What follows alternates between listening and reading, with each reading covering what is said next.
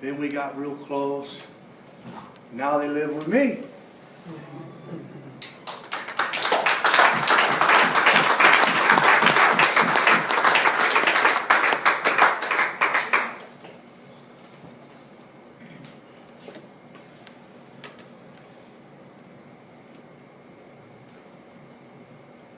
I forgot what I was going to say. You know, my son Eric's going to graduate Thursday. All right.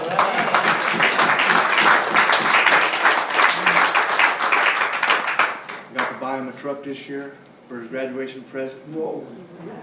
Dodge. That's one thing. I swore up and down I'd never buy a Dodge.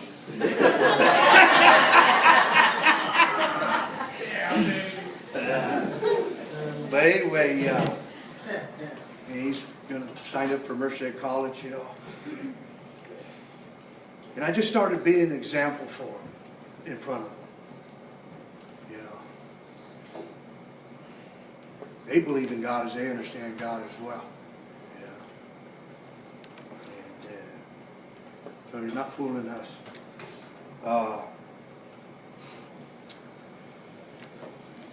What else we talk about? Oh, anyway, so I started accepting things that were outside my reach, you know. And one day I heard a guy say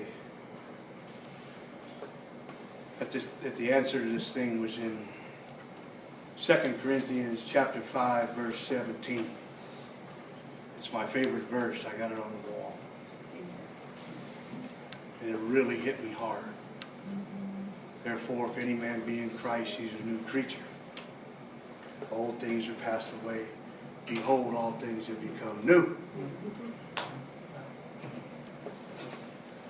And that's how I feel today. That's right. A lot of amazing things have happened in my life.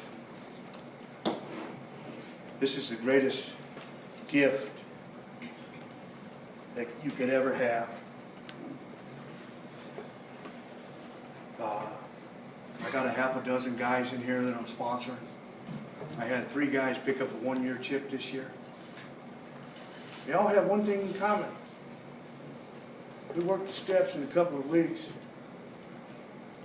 You know, and they were ready. To watch somebody go making amends and get those same promises that I got renews my faith. You know what I'm saying? I got no faith in not drinking. I got no faith in that at all. I'm in neutrality. I'm not trying to stay away from it. I'm not hiding from it. I feel safe and protected, and I got to tell you this. I thought I knew something about this program, and I really did. I figured God restored me to sanity, and I was happy, joyous, and free. And beginning of the school year, I'm a single parent. Eric's practicing football. So I'm driving him twice a day. I'm trying to hold down my job. I got a new boss. Things are really getting to me. It's school clothes. It's this. It's that. And I come home from work, and Eric says, Dad, I got to have a physical by morning or the coach ain't going to let me play Friday. And it's 7 o'clock at night, and I just want to go to bed. And so we haul ass out to Patient first because they don't close till 8 out there by Rayleigh's. And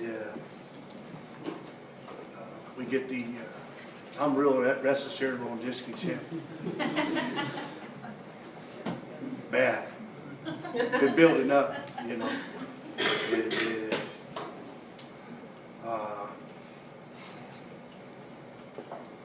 So on the way home, it's like 9 o'clock now, and I said, well, let's just, too late to make dinner, let's pull into me and Ed's right there. Take a pizza home. So me and Eric, he was there, me and Eric walk in. Me and Eric walk in, and as soon as I walk in, there's a guy sitting there with 2 gals, and they got a pitcher of beer on the table. And just like that, I wanted one and needed one. Like no other time. Like everything's going out the window. Like things just started running through my mind at that point. I start thinking, shit, look at the fun they're having. One of them's getting laid,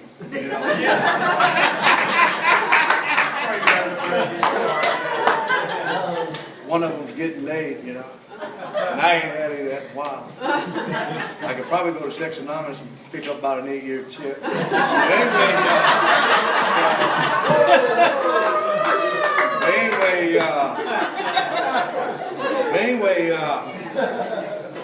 anyway, Eric's sitting there going, Dad, you're going to order, and I'm in La La Land. And I go back I'm thinking, where's my book? Who can I call? Where's my phone? Where's the pen and paper? This stuff's rushing through my head. I mean, I really thought I was going to drink. And I could see it. Eric's going to have to call Ryan. Dad went back out. Who knows where he's at? And I went into the bathroom. They got in the back. And I started splashing cold water on my face. I had no defense. None. And just like that book says, at certain times we will have none. So who's going to do it? That's right. I come back out of that bathroom and I'm seeing everybody's beers. And Eric's over here, he's going to order. And just like that, this great power comes down. And I feel it come into me and it takes it. I know exactly how Bill felt that day he was in that Mayflower Hotel when God restored him to sanity. A lot of people think that he just had to go find somebody right then, but if you get into latter parts of the book, you'll see that God restored him to sanity right then and there. He thanked God and went to carry that message. And I thank God, and I felt so great. It was like a whole new spiritual awakening.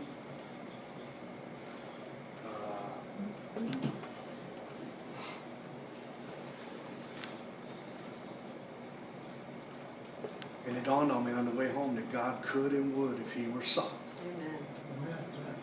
I'm going to read a story real quick and finish it. It's a story I got from a friend of mine in Texas in the program. It's called A Drunk Falls in a Hole. A drunk falls in a hole and he's screaming, help, help, get me out. A businessman walks by, hands him 20 bucks and says, go buy yourself a ladder. But the drunk can't buy himself a ladder. He's in a hole. A doctor comes by. The drunk says, help, help. The doctor prescribes him some medicine. The drunk says, thank you. But when the medicine wore off, he was still stuck in the hole. A therapist drives by, hears him yelling, and says, how'd you get in that hole? Were you born there? I'll see you in a week. A priest comes by, gets down on one knee and says, I'll say a prayer for you, and hands him a Bible. The drunk said, thank you, read the Bible, but he was still stuck in the hole. A recovered alcoholic walks by. Here's the drunk saying, help me. The recovered alcoholic jumps in the hole with him.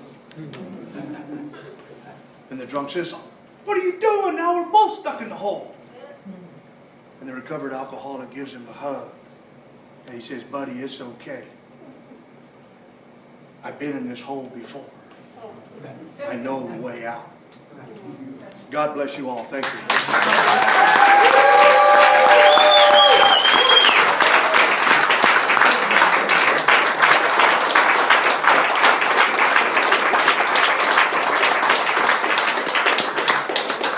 One quick announcement. Victor, 10 years.